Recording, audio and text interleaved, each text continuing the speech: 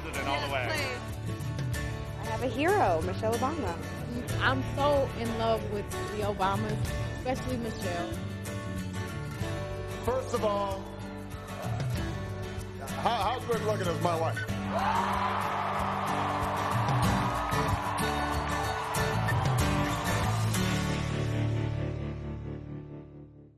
The First Lady of the United States of America is exposed to just as much scrutiny as her husband. Although she does not necessarily have official duties, the president's wife becomes a public icon, a political celebrity, and often takes up important causes. Not since 1861 has a president served the United States without a First Lady by his side, as she can be the key to a candidate winning an election. If she is harsh and severe, it is assumed that he may be too. If she is warm and strong, then perhaps the country will be in good hands. The image they project as a couple can reflect the mood of the administration and the nation that they represent. And that public image can be defined by the First Lady's sense of style. In the 1960s, Jacqueline Kennedy's clean-cut suits and pillbox hats may have eventually gone into the mainstream, but she and her husband JFK epitomized the glamorous aspirations of U.S. citizens. More recently, First Ladies Hillary Clinton and Laura Bush stuck to conservative pantsuits and dark colors. If you can judge a government by a First Lady's style, then the Obama administration will surely be a breath of fresh air. Michelle Obama has brought warmth, color, and originality to a role that largely featured safe clothing. Michelle Obama banished drab colors and shapeless overcoats. She broke with White House tradition and wore sleeveless dresses and fake pearls. And she stepped out in watermelon pink, lemon yellow, and lime green.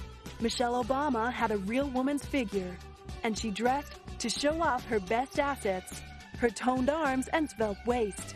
And just like every woman in America, she showed that she was real by shopping at Target and The Gap and wearing the same thing twice. Well, I think her style is great because she's somebody who actually loves fashion, but I don't think she's trying to make a career out of it. And I think as a First Lady, that's kind of extraordinary. Michelle Obama has ushered in a new era of style, where the outward appearance is made all the more appealing by a warm smile, a sharp intellect, and a balanced personal life. A style where fashion choices aren't dictated by labels, but by taste. Her style is one of a fresh new attitude. She's young, she's modern. I think she's very practical with the way that she dresses. And I also think that she is going to bring a new American vision to the way people dress. Michelle Obama wasn't always the stylish woman we know today. She first appeared on the campaign trail in typical corporate attire, muted blacks and grays, and overcoats that hid her figure. She looked like any other corporate lawyer, with degrees from Princeton and Harvard. However, she has since been praised for stepping into clothing that resonates with her. She just looks great in things. She carries things very well. Her deportment's wonderful, and I love that she tries mixing things up. She doesn't look like someone said, "You wear this." You know, she's like, makes her own decisions and budget things and some expensive pieces, and she's just very comfortable in herself anyway. So she looks fabulous in most things, and I love when she met the Queen in a cardigan. That killed me, but you know, she's great. Michelle is renowned for her irreverent style, and on her first official visit to meet the Queen of England, she surprised onlookers by turning up in a cardigan. The outfit itself was elegant enough. She wore a simple black and white shift dress by Isabel Toledo. Following that, she took a plain black cardigan by Parisian designer Azzedine Alaïa to dress down the look. Although the cardigan was by one of the world's biggest designers, she was still criticized for being too informal. And in the English aristocracy, black is only worn in mourning. Although Michelle often wears the work of Alaïa, she has also broken with tradition by mixing high street labels and unknown designers with big-name fashion houses. She is a very modern woman who is, I want to say, stylish and sensible at the same time. I think she really has good taste. I think she appreciates good clothes, but she doesn't necessarily, at least it's been noted that she doesn't spend a lot of money on clothes. She spends enough money. She buys from a lot of different vendors, and I think she has a great sense of putting things together. One of the items that Michelle Obama has characterized is a certain style of shift dress. Simple, elegant, and perfectly showing off her toned arms, the dress allows her to play with color without looking over the top. She loves dresses. At Style.com, we did a story called the Michelle Obama shift dress, and we're just seeing so many of those dresses now. Little sort of sleeveless, silhouette, nipped in at the waist with a little flare to the knee, and that's sort of become her signature look. If a woman understands her body and her position in life, she can dress in so many great things. And I think Michelle is going to be a wonderful example to all of us with that. To dress her look up or down, Michelle often teams the shift with a knee-length jacket for added elegance and warmth during chilly afternoons spent on official duties, or a crop jacket, such as this glamorous black-on-black ensemble worn when she and Barack were reportedly heading out for one of their scheduled date nights.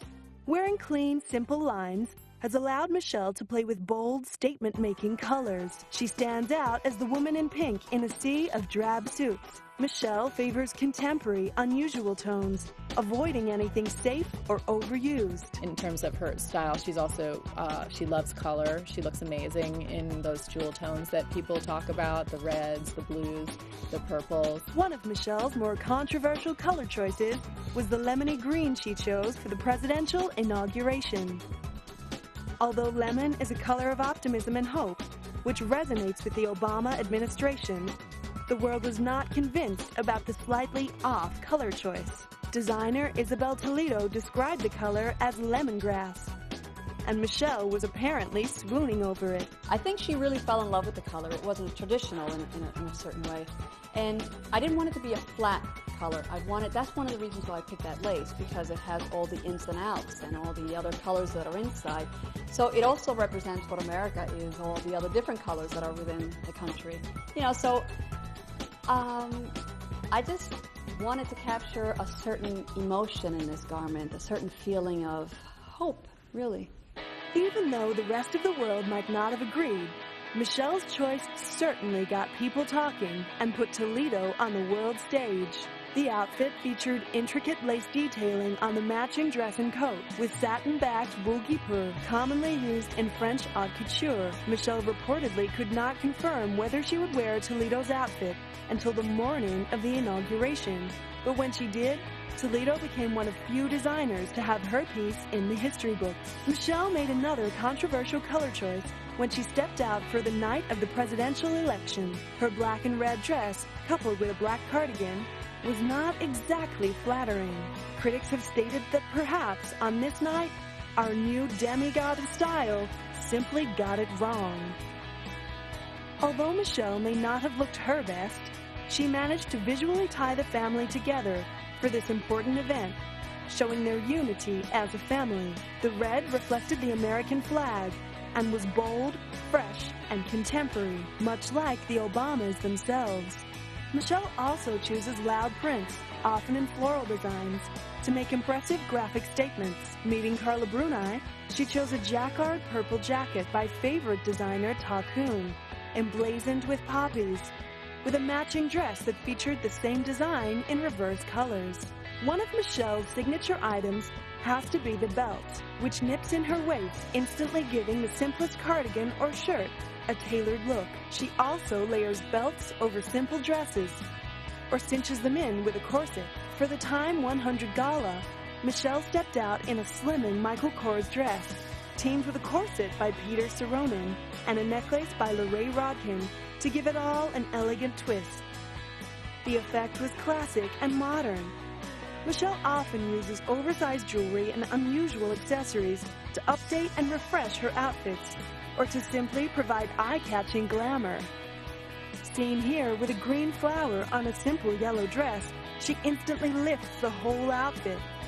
Mixing two bold colors together might be considered too over the top for a first lady, but Michelle manages to keep the look clean and fresh. And this oversized jewel on her simple jade green dress gives a clean outfit some pizzazz. One of the most impressive features of Michelle Obama's outfit choices has to be her support of young emerging designers and American labels. One of her favorite little-known designers was Jason Wu before she made him a household name. Born in Taiwan, Wu studied sculpture before moving into fashion design, interned for Narciso Rodriguez, and has now made his name dressing downtown starlets. He blends Park Avenue preppiness with whimsical chic. His pieces feature clean, classic lines, incorporating bold colors and prints. With originality, color, fun, and ever-present elegance in his design, it's no surprise that Michelle instantly took to his work. Although she has stepped out in plenty of Jason Wu pieces, it was a shock to fashionistas and media commentators when she wore one of his dresses to fashion's Night of Nights, the inauguration ball. In the lead-up to the event, commentators assumed that Michelle would choose a well-known American designer who reflected the American dream. She's probably going to go to, a really important American designer. Oscar de la Renta has done dresses for Laura Bush and for Hillary Clinton's inaugural appearances. He is a very likely candidate. He knows how to make that grand sort of gala dress better than almost anyone. I think Ralph Lauren is another, potential designer. I'm certain that he would love to dress her for this occasion. And I think Michelle's going to do it in her own kind of cool way and do that whole American thing. And I don't know, who she's going to surprise us with what she's going to wear at the inauguration, but I think it's going to be a great start to a whole new era. To everyone's surprise, Michelle arrived in a floor-length white gown featuring silk chiffon and Swarovski crystals. With just one shoulder, the dress fell elegantly in a Grecian style, and Michelle coupled it with jewelry by Lorraine Rodkin. This was not an Oscar de la Renta piece or a Ralph Lauren design. It was new, it was fresh, it was different. Jason Wu was ecstatic about being chosen as her designer. I mean, life-changing. I think only one more life-changing. And the best compliment a designer can get. The inauguration ball is an historic event for designers. It goes into the history books of fashion and politics. Obama wearing his dress was not only a compliment, but the best advertising Wu could get. You hear so much talk from designers about how if your dress gets worn by an actress at the Academy Awards, it's worth, it's years worth of advertising. It's money better spent than, however many tens of thousands of dollars spent on an ad in a magazine or a billboard. And it'll be the same for Michelle Obama on inauguration night, but even, tenfold, because it really is, a moment in history that will be remembered forever.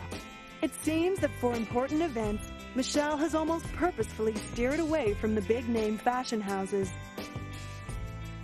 giving up-and-coming designers some much-needed publicity and kudos.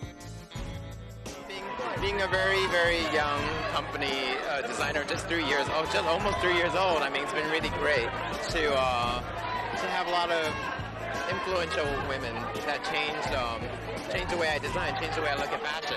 Isabel Toledo, who was responsible for Michelle's inauguration day lemongrass dress and jacket, is thankful for the exposure she has been given. And at the end of the day, I always think the most amazing thing is that she likes my work.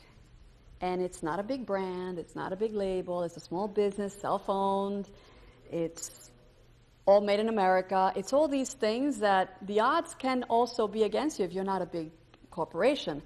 But she chose to represent. She chose to represent someone like me by choosing to wear my work.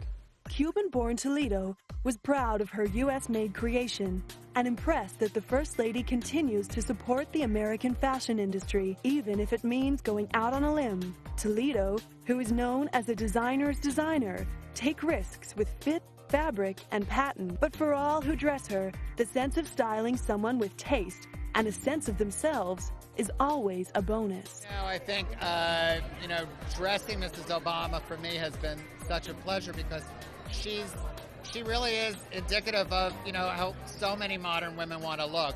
She enjoys fashion, but she doesn't want it to rule her life. And I think she likes playing around with clothes, expressing herself. She knows that fashion's a big part of expressing yourself, and it doesn't mean that you're any less intelligent or less brilliant, because she's all of that. And she's really been a great flag waver for American fashion around the world. And not every First Lady has waved the flag for American fashion. I think that she put a lot of color, into politics, and, I think that a lot of women admire her. Michelle Obama has broken the mold for First Ladies. She offered a breath of fresh air to the White House after the older Hillary Clinton and Laura Bush, who, in terms of style, both veered towards the conservative and the designer, everything Michelle Obama has chosen not to do. Clinton favored long sleeves and wore clothes that tended to hide her shape. Michelle's direct predecessor, Laura Bush, played it safe with pantsuits in dark grays and navies. Well, the thing that's different about Michelle Obama versus the more recent First Ladies, she's a little bit younger, yes, but she also happens to be in great shape. And so I think that you'll probably see a lot more skin than you did, say, with Hillary Clinton or Laura Bush. Hillary Clinton both times, I think, wore very high-neck dresses with long sleeves. Perhaps the closest comparison drawn to Michelle is Jacqueline Kennedy. Not since Kennedy donned a smart suit and a pillbox hat has the world been so fascinated by a First Lady. Kennedy commissioned French-born designer Oleg Cassini to create an original wardrobe for her as a First Lady. Cassini fashioned many of her most iconic outfits, including her Inauguration Day fawn coat and the Inauguration Gala gown. Aside from Cassini, Jacqueline was also a friend of French labels Chanel, Givenchy, and Dior. Regardless of the designer, Kennedy's clean suits, sleeveless A-line dresses, and pillbox hats sparked huge commercial trends, with young women around the world longing for the Jackie Kennedy look. After her years in the White House, her style shifted from campaign wife to glamour girl. She favored chic, wide-leg pantsuits, gypsy skirts, hoop earrings, and famously oversized sunglasses, coming into her own as Jackie O.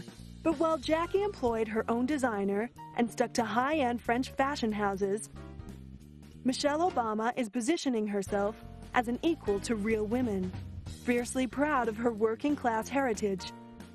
Even that other fashionable First Lady, Carla Bruni, can't compete with Obama. She tends to choose muted grays and lilacs instead of Obama's vibrant hues. But, to her credit, she upholds her Gallic lineage by almost exclusively wearing French designers. Carla Bruni is a star, and she's a model, and everybody knows that she's beautiful, everybody knows she's elegant, everybody knows she knows how to wear a dress. She doesn't need to show off about all that. Carla Bruni wowed audiences on her trip to Britain.